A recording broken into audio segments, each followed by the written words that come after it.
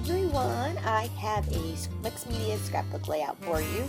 This was using supplies still from the Kaiser Craft boho collection, so I'm actually using the corrugated cardstock that is part of the boho collection and this feather stamp. I do believe I saw them on Etsy, not Etsy, on Blitsy already, so you can get your hands on it. And I'm using the white iridescent mist by Kaiser Craft as well. It doesn't show up very bright white, but I liked that it was almost like a ghosting effect on the corrugated board. Now this paper is all from the same collection as well. So if you buy the classic Kaiser Craft set, you will get like 2 sheets of each of these pattern papers, and I just, as you can see, cut up tons of it into different size squares, and I am just layering to my heart's desire. I'm making sure that 2 pieces don't ever really overlap on top of each other. I am just kind of haphazardly and randomly, as you can see, gluing them all down. I am using my hot glue gun because my background paper truly is not craft. It's corrugated cardstock. So it has, those ripple divot highs and lows all over it. So I needed the cork board or the glue gun so that hopefully it fills into some of those crevices. So this layout, I am not going to lie, it is very dimensional. So I even go to down, you can see on the sides, like I have the 3D flowers also from Kaiser Craft, and I've never really done the truly 3-dimensional ones. So this layout is hard to put in my plastic protective sleeves. Like I don't want to crush it. So it kind of just graces my walls right now constantly. And when I want to like rotate it out, I just keep it like not in a page protector.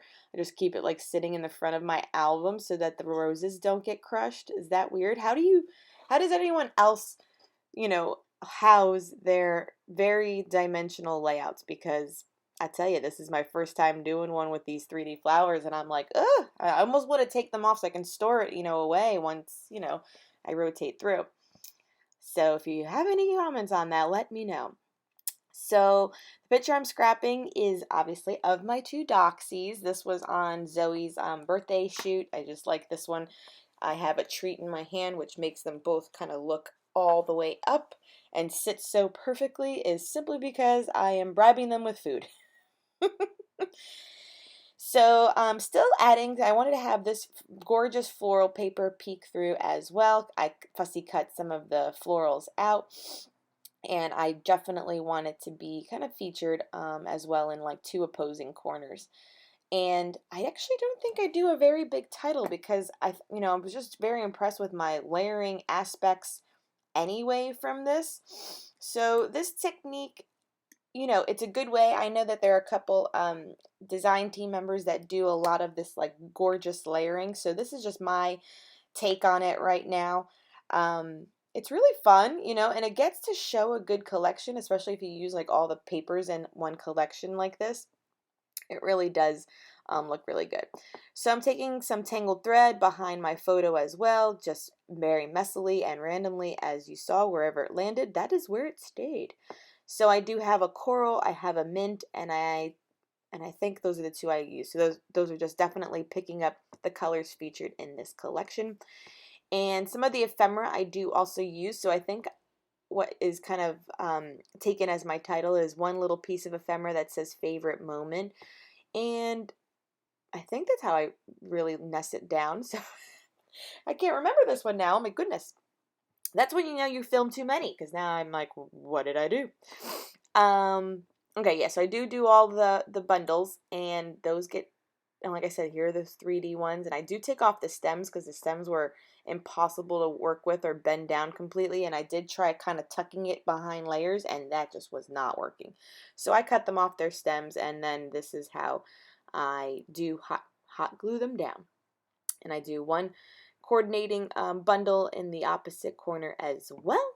And this will kind of wrap up that layout, I think. And honestly, see, like I said too, there is no journaling for this one because I am working, like I said, on the corrugated paper. I just, when a corrugated paper comes in, I've used it once before from the Fancy Pants collection, but it's very hard. I don't always know how to feature it, so I just used it as my background and hope for the best. Thank you as always for subscribing. Please, no, subscribing, for watching. Please subscribe if you have not done so already. I appreciate you always spending a little bit of time with me as I do these fun layouts, and I hope you have a little bit of inspiration from me. I hope everyone's having a good day. Bye!